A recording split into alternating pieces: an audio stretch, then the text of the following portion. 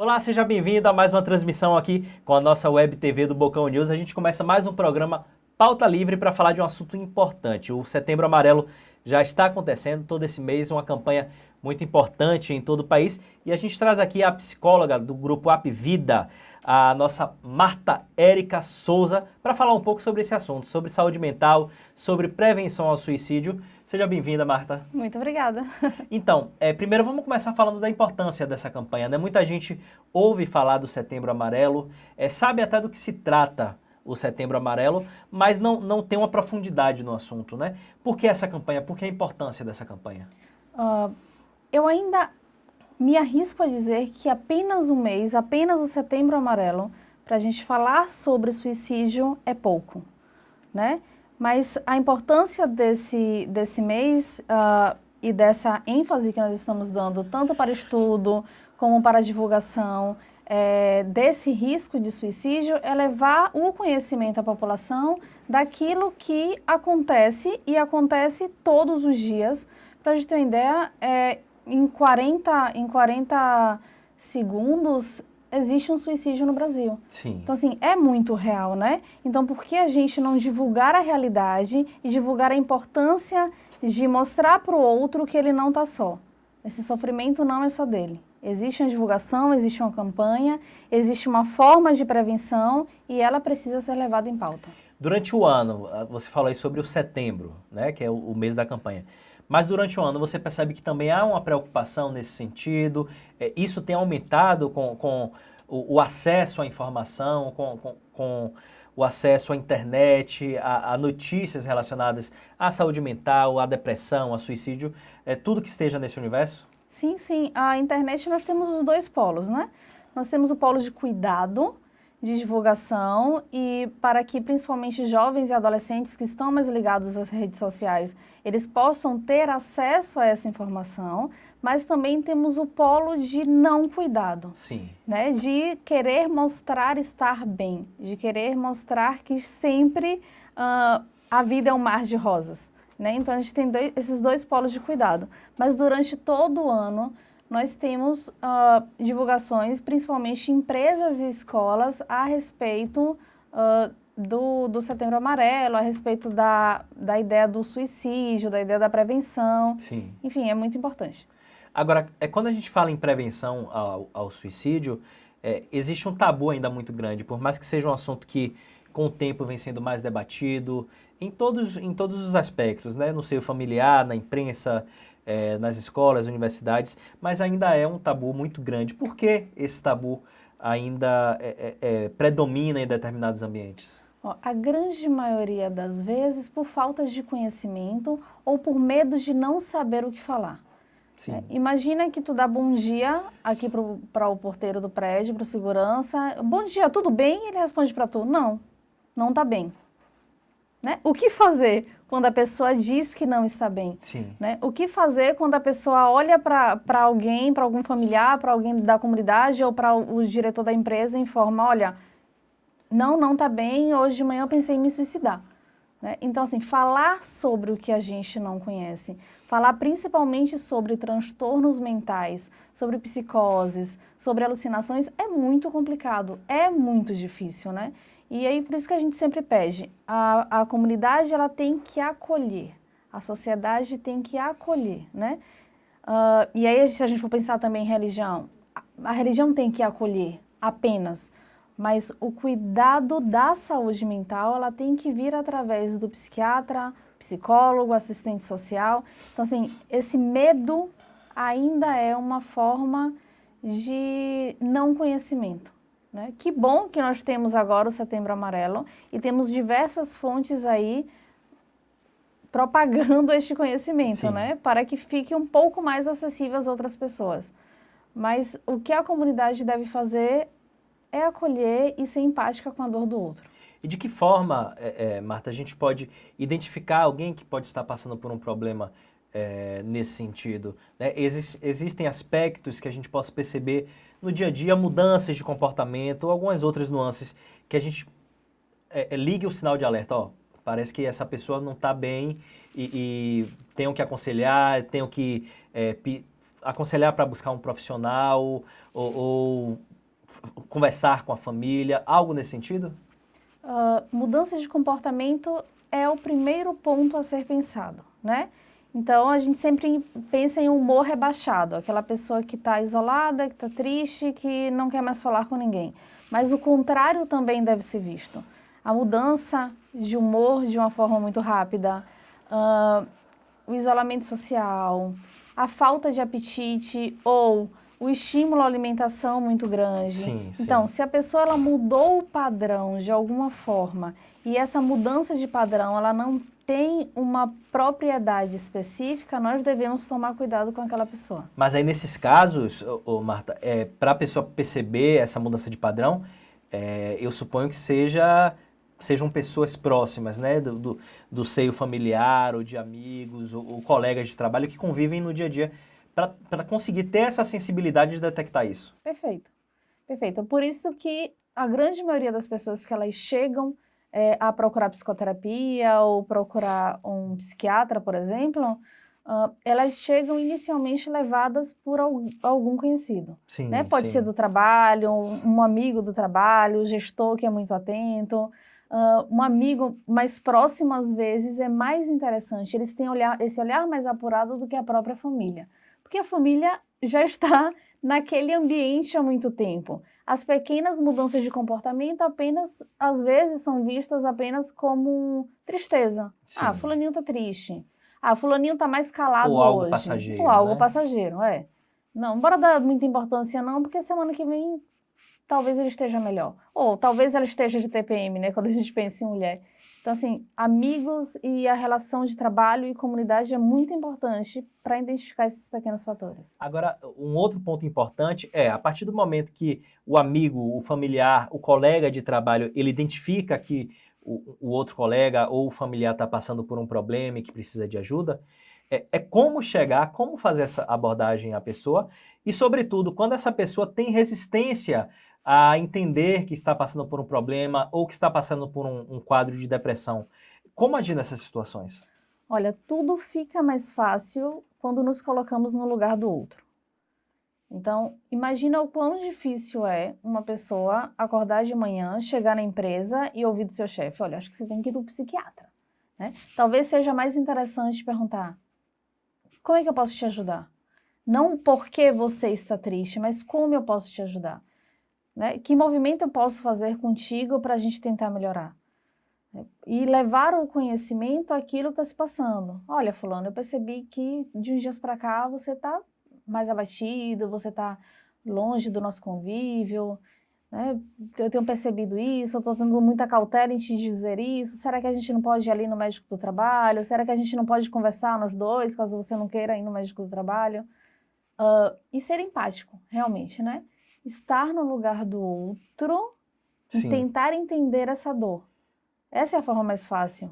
Nunca falar ou sugerir diretamente de primeira um psicólogo, psiquiatra. Se a gente for pensar em psicólogo, psiquiatra, a gente tem uma rede histórica aí muito complexa, né? Sim. Principalmente cheia de preconceitos. Então, vamos ter sim essa cautela e esse cuidado. Psicólogo está cada vez mais aceito. Eu tenho adolescentes que procuraram sozinho, que me acharam no Instagram, e aí já pediram para a mãe já entrou em contato, né? Mas imagina assim, esse pessoal acima dos 29, 30, 33 anos ainda tem um certo preconceito por conta da nossa história. Né? Então, não alertar, não convidar diretamente para isso. Okay. Tem outras vertentes aí que nós podemos caminhar antes de levar o psiquiatra, antes de levar o psicólogo. Okay. Para você que chegou agora, a gente bate um papo aqui sobre saúde mental, Setembro Amarelo, sobre prevenção ao suicídio, com a psicóloga Marta Érica Souza. Ela é psicóloga do Grupo Apvida. Marta, um outro assunto interessante que você acabou de falar aí, que os adolescentes às vezes te encontram pelas redes sociais. Isso mesmo. Né?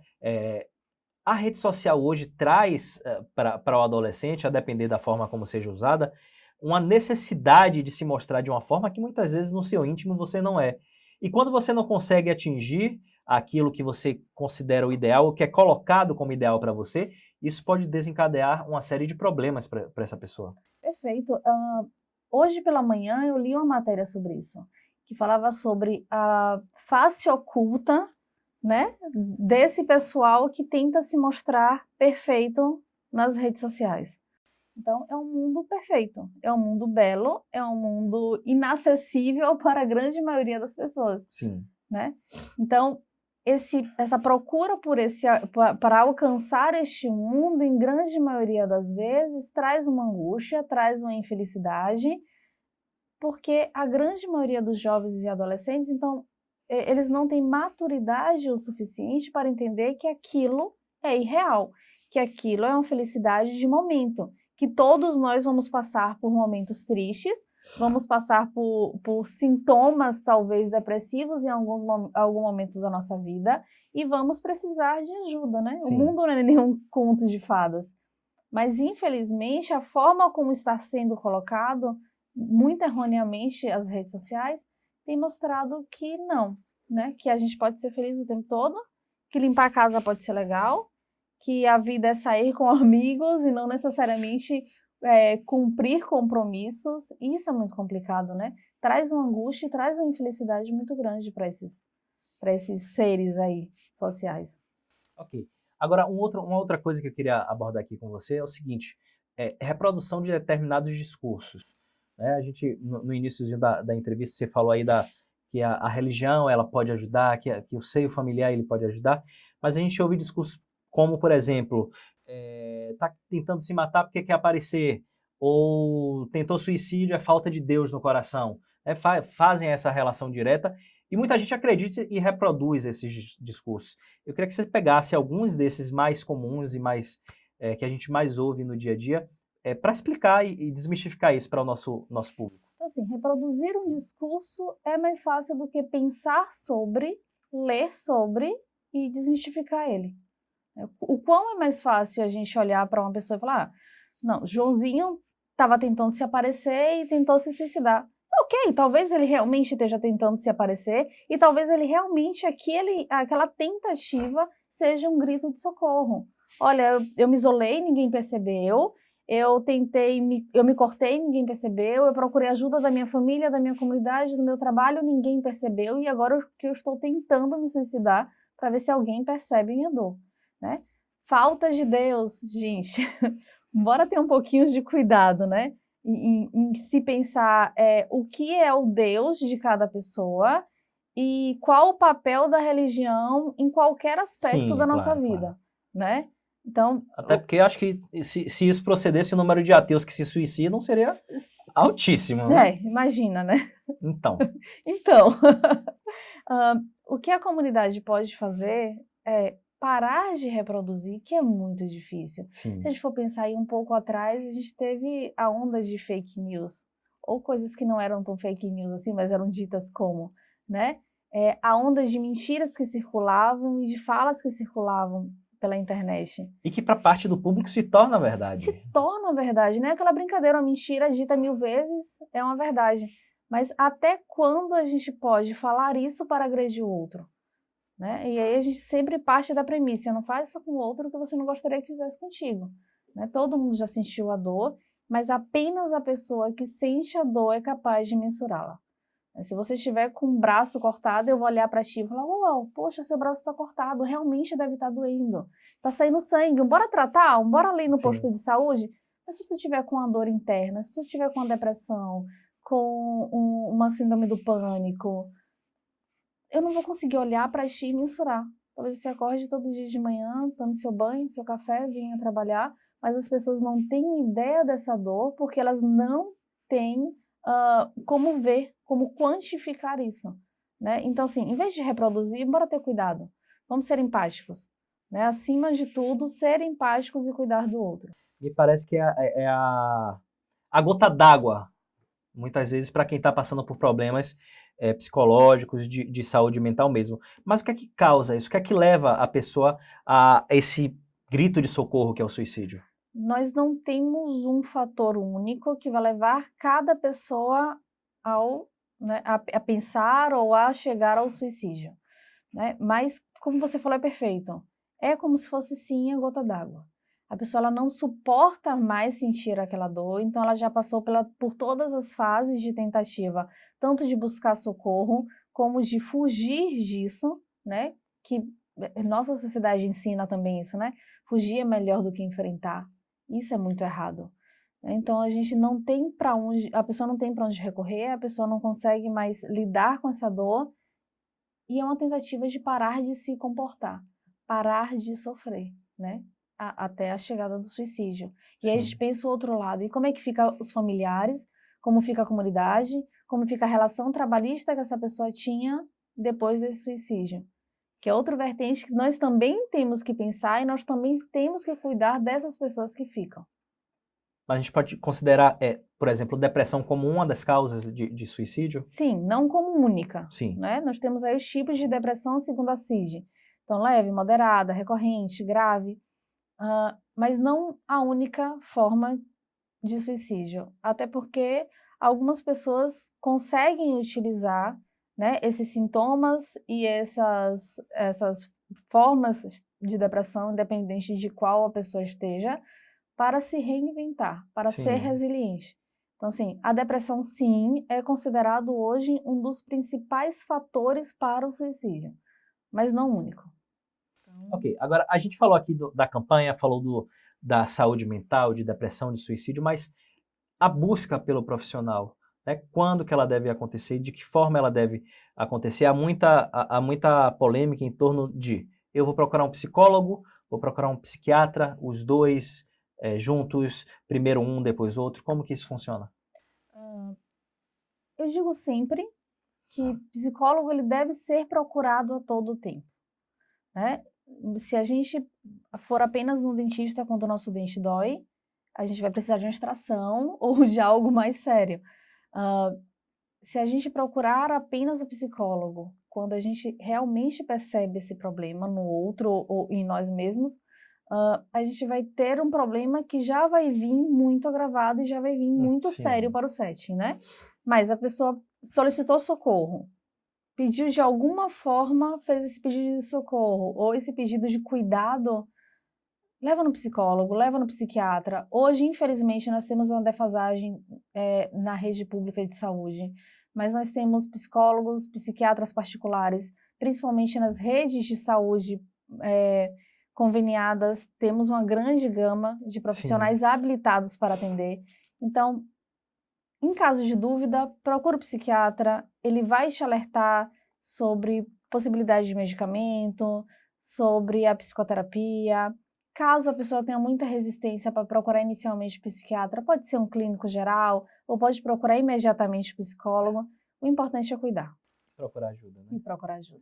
Isso aí, a gente conversou aqui com a psicóloga Marta Érica Souza, ela é psicóloga do grupo Apvida, bateu um papo aqui com a gente hoje sobre Setembro Amarelo, saúde mental, depressão e também sobre suicídio, o que é que pode causar o suicídio, o que é que agrava essa situação. Marta, eu queria que antes da gente finalizar essa entrevista, eu acho importante você deixar uma mensagem para os nossos espectadores, falando sobre a importância de cuidar da saúde mental, né?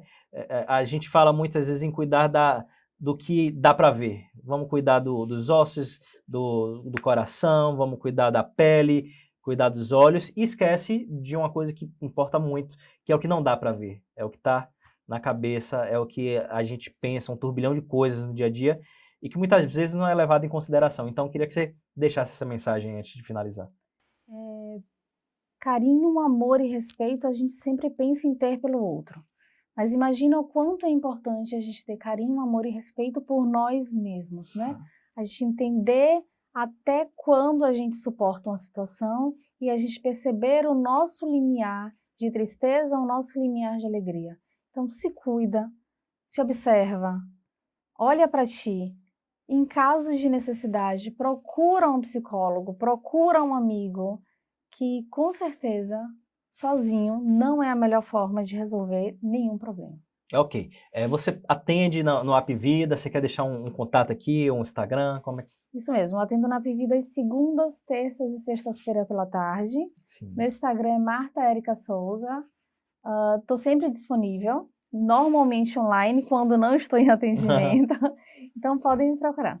Ok, bacana a entrevista, obrigado pelos esclarecimentos. Imagina. A gente espera que você também tenha gostado e tenha se informado muito sobre o assunto que é de fundamental importância, não só em setembro, como no ano todo. A gente volta na próxima oportunidade aqui com o Pauta Livre, com muita informação para você. Até lá.